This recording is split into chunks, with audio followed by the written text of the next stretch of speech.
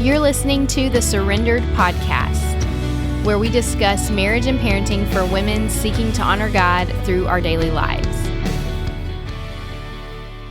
Welcome to the Surrendered Life Podcast. I'm your host, Rachel Inman, and today I'm going to be talking about living authentically. I've had several of you reach out to me and just kind of talk about just the pressure that moms and wives feel about how can I do all the things? How can I be all things to all people? And I feel like that's such a constant just burden that we as women carry in our homes, in our marriages, with our kids, but then also, just wanting to be the best we can in our relationship with the Lord. And so I just kind of want to talk today about how do we live authentically and do these things well, and how do we navigate that? Because I just think that's such a tough thing as a mom to navigate. And I'm going to be honest with you, there's not one quick all fix all answer to this. I'm just going to tell you what I feel like the Lord has shown me in my life, even here recently, and what I've seen in being in full-time ministry. My husband's been in full-time ministry now for 15 years. And so I've been both a pastor's wife, but I've also been in ministry as a staff spouse, pastor's wife, but also a mom of kids, being raised at the church. And I see this a lot. I see people striving to be as close to the Lord as they can. And I see people just kind of faltering under this invisible burden. And I don't think that's the way the Lord intends for us to live. I really don't. The Bible tells us his burden is light, right? His yoke is not heavy, because he took the burden for us. And so coming to the Lord, there needs to be a freedom in how we live our life. And so how do we do that? And so I've just kind of got three things I want to focus on today. And kind of my verse that I really try to constantly remind myself of when I'm trying to live authentically, and when I'm trying to think through what that looks like is it's literally one of my life verses. I have several, but Galatians 6:9 is one of those verses that just absolutely can correct my worldview if I'm starting to waver and just feel like the world is falling apart. And it's all about reaping and sowing. If you go to the few verses before, it'll kind of talk through if you reap if you sow in the flesh, you're going to reap in the flesh. If you sow in the spirit, you're going to reap in the spirit. But Galatians 6:9 says, do not grow weary in doing good, because at the right time, in the Lord's timing, you will reap a harvest. And so I think that verse is so key for us as moms and as wives and as people who are in our church, serving our church. We have to remember we're not going to see the results of 100% sanctification tomorrow, in our kids, in our spouse, even in ourselves, It's not going to happen overnight, but don't give up, because what we sow today, there will be a harvest that comes in the future because of the work that we're putting in now. And so don't get disheartened by that. Don't get discouraged by that, because you will reap a harvest if you do not give up. And so that's just a verse that I like to sit in when I'm feeling really discouraged about just how things are going. So as far as living authentically, the first thing I would say to look at in your personal life is look at your public life versus your private life. And I think if we're honest with ourselves, it's really easy to be a different person in public than we are in private. And I mean, it happens to every one of us. We may yell more at our kids in our home than we do out in public. We may say things that we would never say out in public when we're in the walls of our home. Our kids, our spouses, our family, they always see the most raw, worst versions of ourselves, and vice versa, right?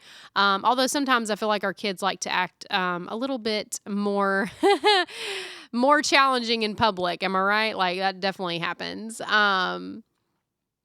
But I would definitely just take inventory of how you navigate life. Because here's the deal. The reality is a lot of us, especially if we're church people, we go to church, we're around believers, there's an unwritten expectation that you act a certain way, your kids act a certain way, your marriage is perfect, your kids love Jesus, everybody's, just always happy and la la land.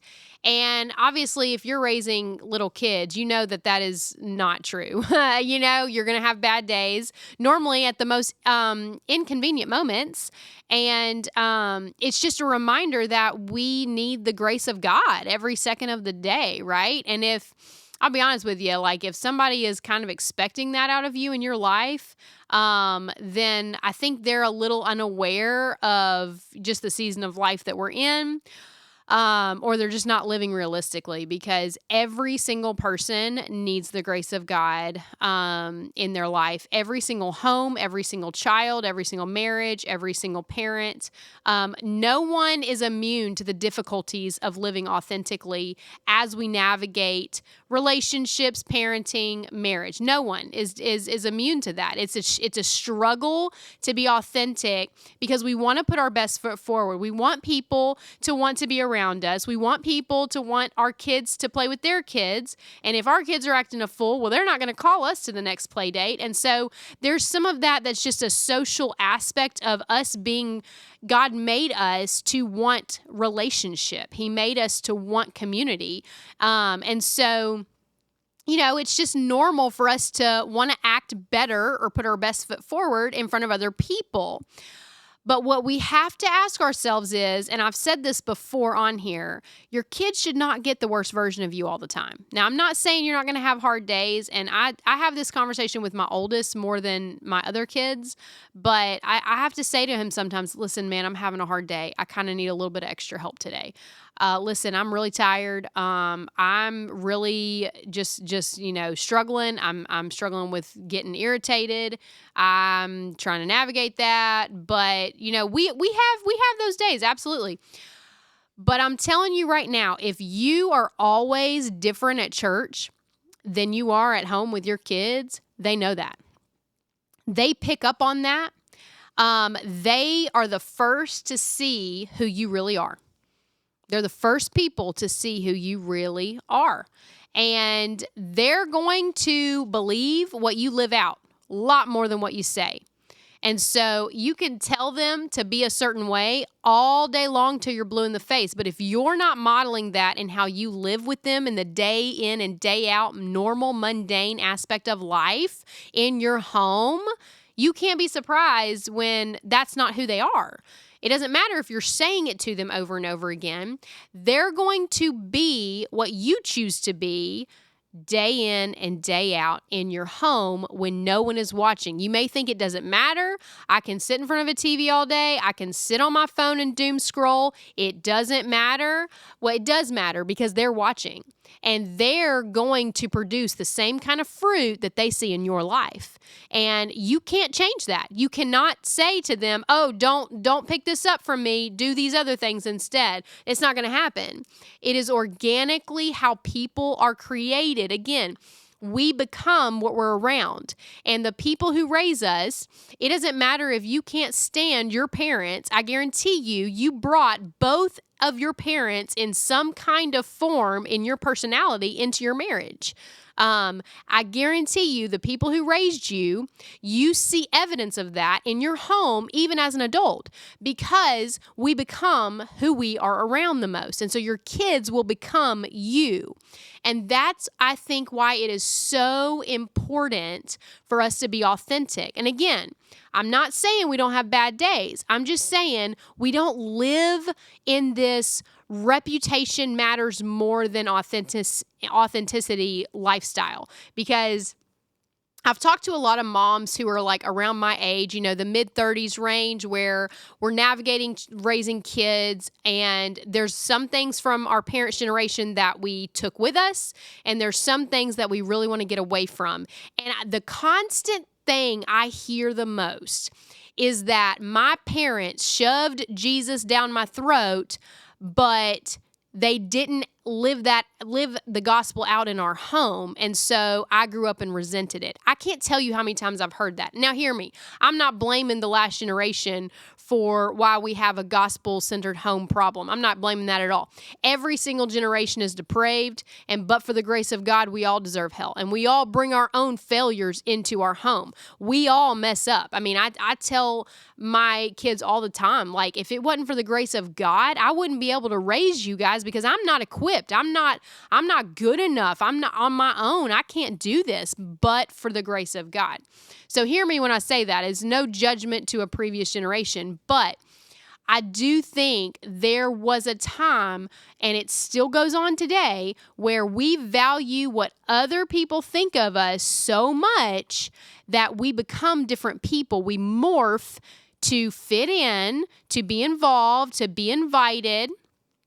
And even in the church world, there's cliques, there's groups, there's circles you want to get into, and we start to morph our behavior to fit in to, the said expectation of Christian home families, pastor's wife families, ministry families, whatever you want to call it. And our kids start to see that we're different at church. We're different at Christian play dates than we are at home. And that is so detrimental to our children's walk with the Lord, because they're going to think following Jesus looks like becoming a certain person in certain circles, but then doing whatever you want the rest of the time. And again, have you not seen this as kids go off to college, as they get raised in Christian homes all the time, and then they go off to college and they rebel, right? I did that in my life. I rebelled because I really did believe it was all about following a set of rules, and I didn't feel like I could do that perfectly, so I gave up and decided I would just do whatever I wanted to do with my life until the Lord radically came into my heart and saved me. But we see this all the time. Kids see authenticity. They know if you're fake.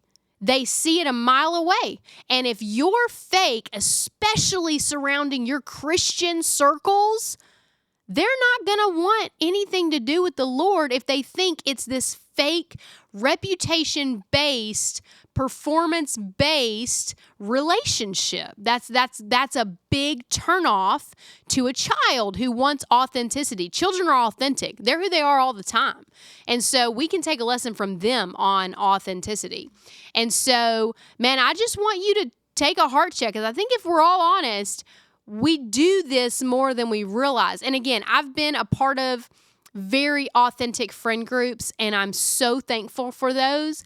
I've also been a part of friend groups at the church that were super superficial, cliquey, based on certain performance standards, and it absolutely, it damaged my walk with my children in this whole journey of authenticity, because I had to fit into a certain personality. I had to fit into being this type of reputation type pastor's wife to be included in these circles. And I'm telling you, it's not worth it. It's not worth it. And my oldest, actually, we've had conversations about that before. Like, hey, you don't ever yell out there, but you've been yelling here at home. And I'm so thankful that he has freedom to say some of these things to me. He doesn't do it often, but he will say things like that to me. My husband is also incredibly good at saying to me, hey, I think we're getting off base here. This isn't worth it. And again, if you're a woman, you understand this battle inwardly to have friends, to belong, to fit in. And I'm so thankful that in my 20s, I failed at this miserably, and the Lord used my failure in failing as an authentic person, trying to fit in, trying to get into the social circles, get into the cliques. In my 30s, I have had such freedom from that. And my goal is not to fit into a certain group of friends anymore. My goal is to include everyone. That's my goal when I walk into a room. I tend to look around and see who's left out. because I want to be someone who is very honest. I don't have it all together. I don't have this all figured out. Let's walk through life authentically together. And I think that's what we're seeing happen in our lives. Like right now, I think a lot of Christian moms are just like, man, I don't have this together, and I don't want to be around people who pretend to have it all together. I want to be around other authentic people so that I don't feel worse about myself, but that I also have hands to help me. We want encouragement. We want people to walk this with us. You're not going to find that if your private and public life are vastly different. I'm just telling you, it's going to be hard to find authentic friends if you're changing who you are in public versus private. And again, your children are going to become what you are. And so really just take a moment and think about where you land in that question. The second thing I would say to look at is, are you looking for the Lord, or are you looking for the gifts He gives us? Because I think a big part of authentic living is contentment, is not looking at what other people have. It's not looking at how other people handle situations. It's being content in the Lord. And I think sometimes we see the Lord giving to another friend or another family, oh man, well, they have better kids than I do. Well, they have, a better situation financially. Well, they have family that they get along with. Well, if I had that, my life would be, a little bit easier to do as well.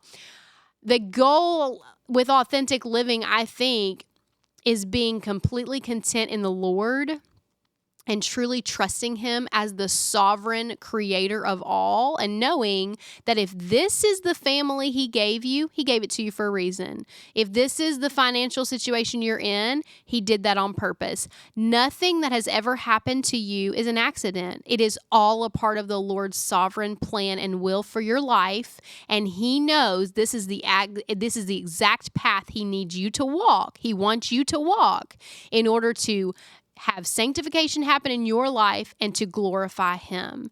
And so a way that I'd really try to just reset my mind when I'm struggling to be content in my life is I just ask myself, am I seeking things from the Lord? Am I seeking blessings from Him? Am I wanting Him to gift me with things, which He does often by His grace?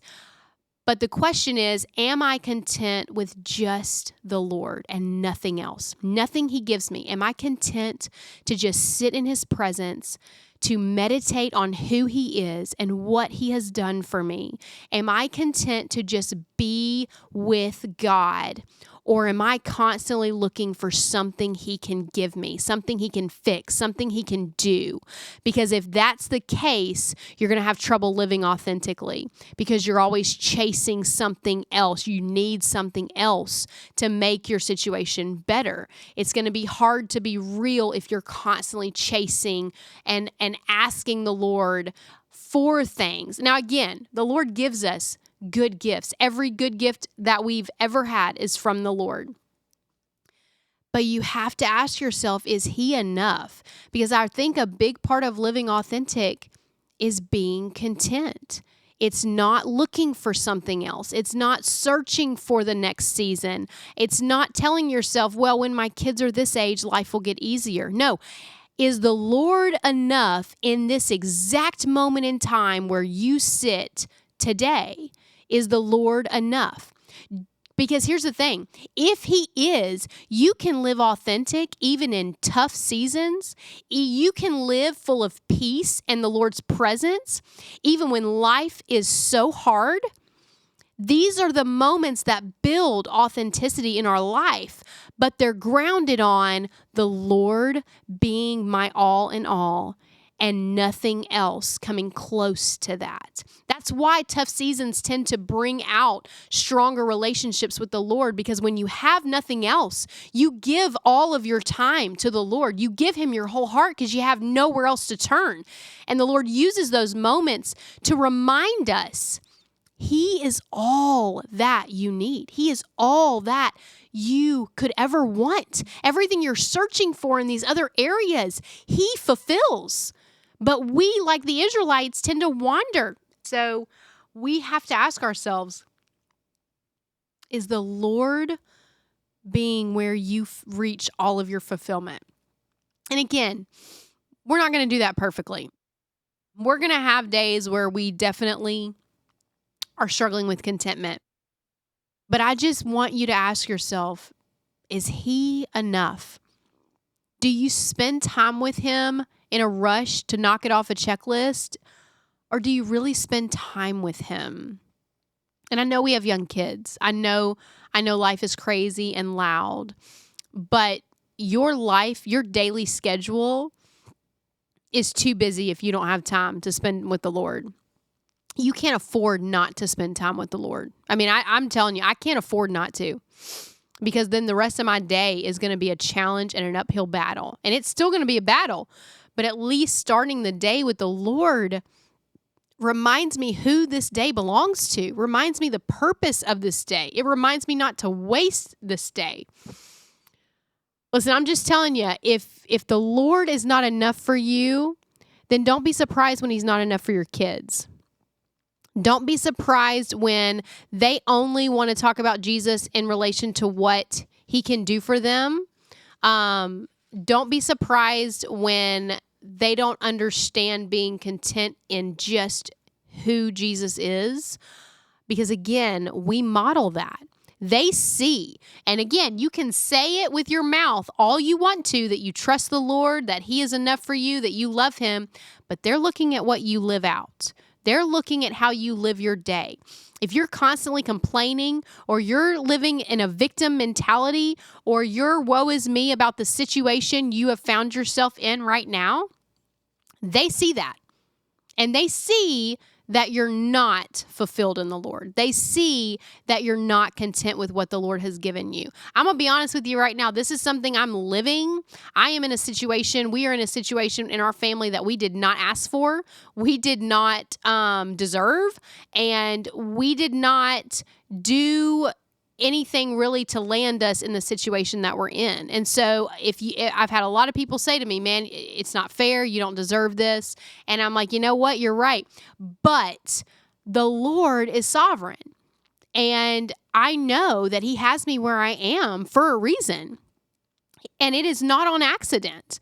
And so I can live content and free because I know I'm exactly where he wants me to be, because he ordained this season in my life. And so the same is true for you. You know, even if life is really hard, and it's okay to admit that. It's okay to grieve what could have been. It's okay to be upset and feel emotion. The Lord created us with emotions. It's okay to feel these things. However, you have to navigate your heart back to, the Lord has to be enough for me. Man, I don't know about your kids, but my kids have been listening to, I already know what my Spotify Wrapped is going to be in December. It's going to be the soundtrack to the movie David. We watch that movie all the time. My kids know every word to every song, but it's been so sweet to hear my children speak scripture of the Psalms from these songs. And, you know, there's so many songs in there that talk about David. Just, again, it's straight scripture. Even if I don't win today, the Lord is my reward. All I want in my life is to dwell in his presence. Like David wrote these words. He didn't care about being king. He didn't care about a palace. He didn't care about being known and popular. He wanted to sit and dwell in the presence of the Lord. That is contentment. And he writes these words as he's hiding for his life in a cave because Saul is trying to kill him, you know? And so whatever you find yourself in, you're not alone, but you need to ask yourself, is the Lord enough? Because that is a big key to living authentically, is us being content and trusting that in the sovereign plan of the Lord, he has us exactly where we are. And so that's something that if you're authentic in your contentment, again, you can say it all you want to, but how you live it is what your kids are going to pick up on. You can teach your kid anything you want to, but you're going to reproduce who you are. I'm going to say that again because I think that's really good. Like, you can teach them many, many things, but you're going to reproduce who you are. And so ask yourself, what is what is going to be reproduced in your home? What are your kids picking up as far as contentment, as far as finding your fulfillment in the Lord? Because I think that's just such a key. And so when I think about that, I think about 1 John 3. I think it's like towards the end of the middle of the chapter, but it says, don't love in just word or talk.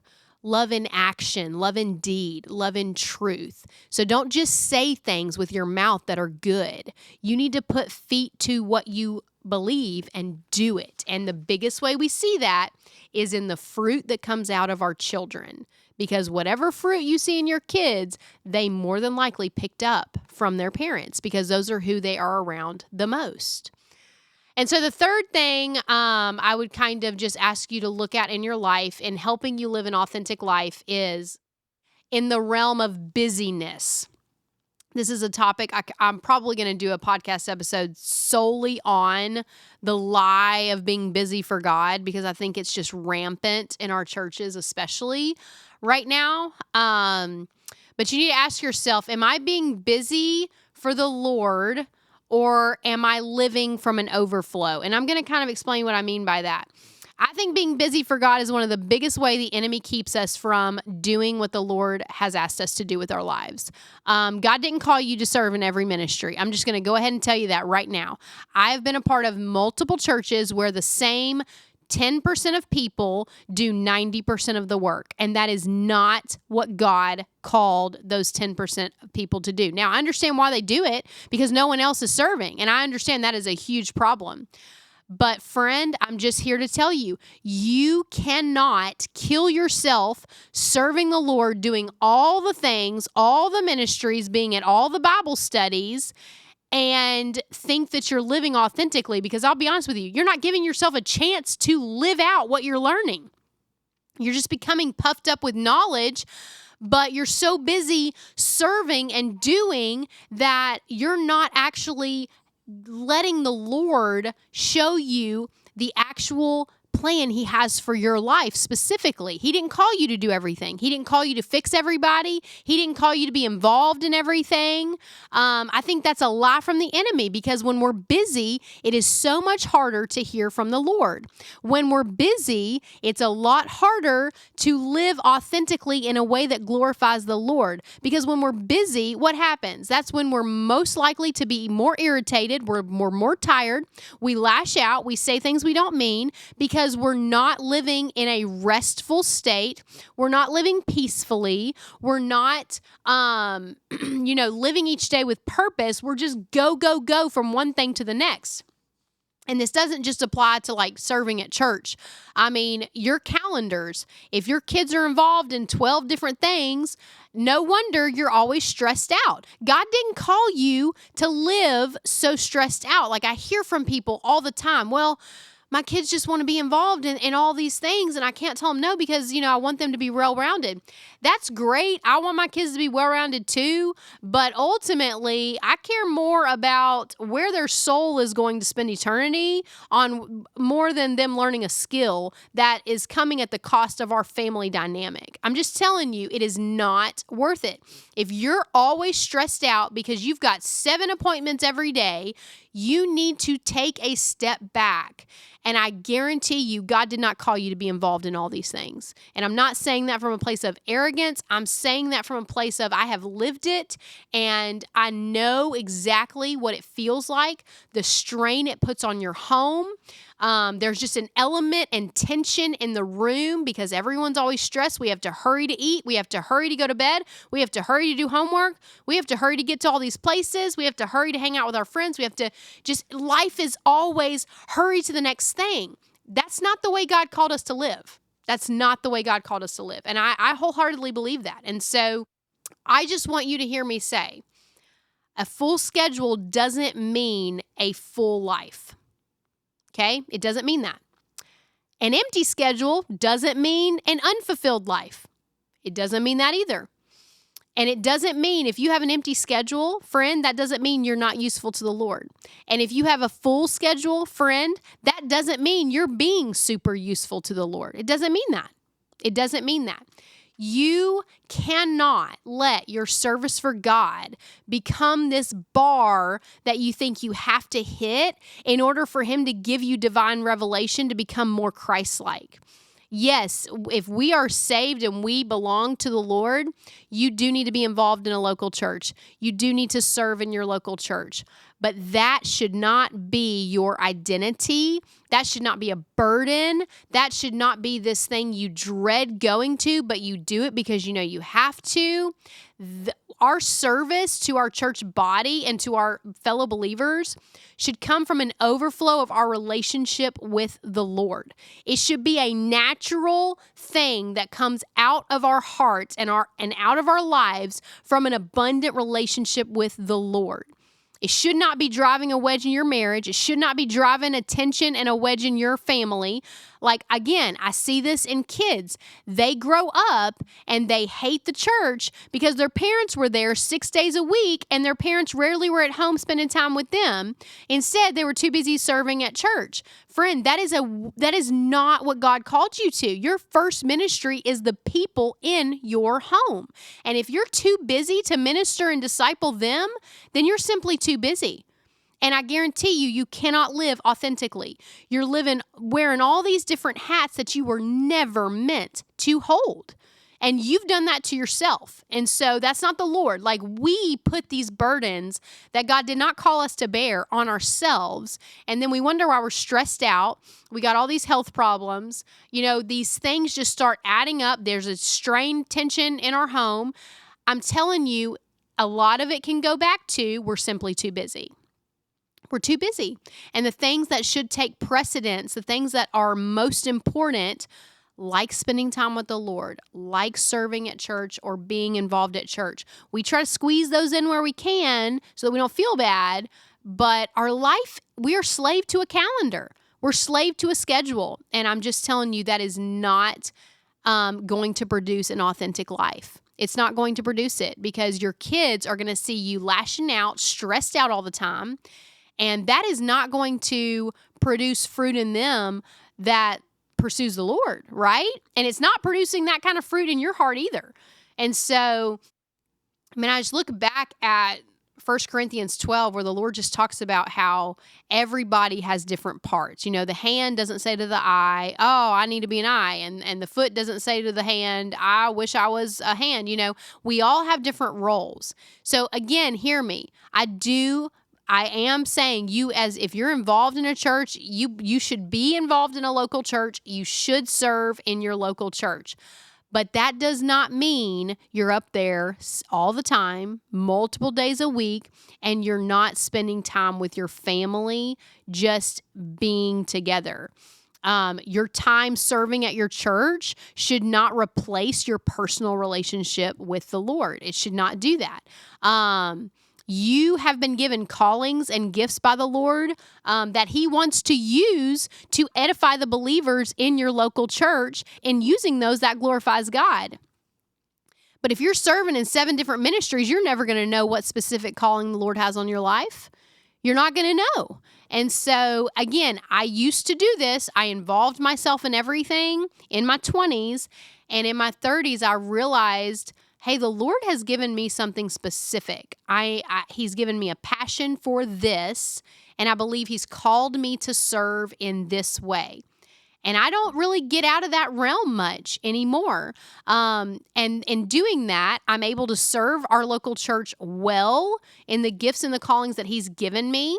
But I'm also free to not feel the burden of every ministry on my shoulders.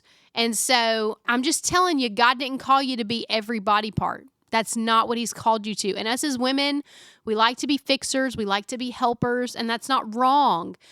But I just want to tell you, if you're living stressed out and you're a slave to your schedule, then I really want you to take a step back and see what you can give away, because what you can quit doing, what you cannot be a part of. Because even good things like a Bible study, you don't need to be in 3 Bible studies every week. You don't need to be serving in 5 ministries at church. You don't need to live in that building. The whole point of the local church is we come together, we encourage each other, we edify the saints, we grow in the Lord together, and then we go out into our community and we be the hands and feet of Jesus. And again, the first place you do that is in your home. And so if you're at church more than you're spending time with your kids, man, I really want to challenge you to take a gut check on correcting that. Because I think a real problem with us living authentically is our life is not our own. Our life is not our own. We have bought the lie that we have to be involved in everything. Our kids have to be involved in everything. And it's a lie from the enemy. I'm telling you, it is a lie from the enemy. And so if you want to live authentically in a way that your kids will produce the kind of fruit you want to see in them, you've got to look at how you live your days, how you spend your time. Are you just chasing busyness or allowing busyness to overtake you guys? Or are you serving out of an abundant relationship with the Lord? Because I'm telling you, God is way more concerned with the fruit in your life than he is how productive you are. He is. He's way more concerned with what's going on in your heart than what you produce outwardly. And here's the deal. Fruit that comes from the Lord, it starts with a connection to the Lord. I think about John 15. He gives us a beautiful picture of I'm the vine, you're the branches. Every branch in me that is in me bears fruit, right? And abide in me, and I will abide in you. You can't bear fruit on your own. You have to abide in me. And so, man, I just look at how you're spending your time. Are you bearing fruit in your life? Because whatever fruit you're bearing, that's going to be the fruit you see in your kids' life as well. And if you see them constantly being stressed out or annoyed or easily snappy, well, you got to take a step back and ask, well, is that the fruit that I'm producing in my home? I just want to challenge you that God is way more concerned with the fruit of your heart than he is your outward production. I don't care if you can serve in 6 ministries at church or your kids can be involved in 4 different things and you handle it no problem in your own way. Great. But what fruit in your heart is being produced as the result of that? Because if you want to live authentically like the Lord, we have to ask ourselves, like, is how I'm serving at church producing fruit in me? Is it producing fruit in other people? Because if you're just serving because you feel like you have to, friend, it's worthless. It's not producing what it's meant to produce. Again, we're supposed to be serving out of an abundant relationship with the Lord. It should just be organic overflow from our hearts that the Lord is moving towards him, that he is sanctifying day by day. And so, I just think that's one of the biggest challenges we have with authenticity is we're just simply too busy. We're too busy to sit before the Lord. We're too busy to sit in his presence. But again, you will be surprised at what your kids pick up from you. The fruit and the things that, going back to Galatians, what you sow in your home, as you take them to all these things, as you navigate life, what you sow, there will be a harvest reaped, and you'll see it first out of your kids. And so, man, if you want to live authentically, I just want to challenge you to slow down. I want to challenge you to slow down. I am so grateful for this season that I'm in right now, even though I told you it's a tough season. Some things have been really hard to navigate, but one of the sweetest things in it is just having so much more time. And, I'm so thankful for that because I've been able to just look at what I'm producing in my kids, what the Lord is doing in their hearts, but what am I sowing in our home? Am I different in my public life versus my private life? Is the Lord enough? Is his presence what I'm truly seeking, or am I seeking things from him? And the things that I choose to do day by day, do they matter? Are they producing fruit in me? Are they producing fruit in my kids? Or am I just doing a bunch of stuff because busyness is what everybody does? And so these are just, again, there's many things that help lead to authentic living. And I may do another episode about this same topic because it's something I'm very passionate about. Because I just don't think we as believers and people who are part of the local church, we should not be different people in different locations. That should not be the case. And I'm sure you've heard it said before, Christians are hypocrites. Well, you know what? But for the grace of God, I mean, yes, we are. We are all failures. Absolutely. I'm not a Christian because I'm anything. I'm a Christian because He is everything. But we have to ask ourselves, like, am I choosing to live authentically? Am I choosing to be who I am, who the Lord has called me to be? Am I, focusing on that path, not what other people are doing, maybe not what I want to be doing, but am I content with where the Lord has me? Am I content in this season?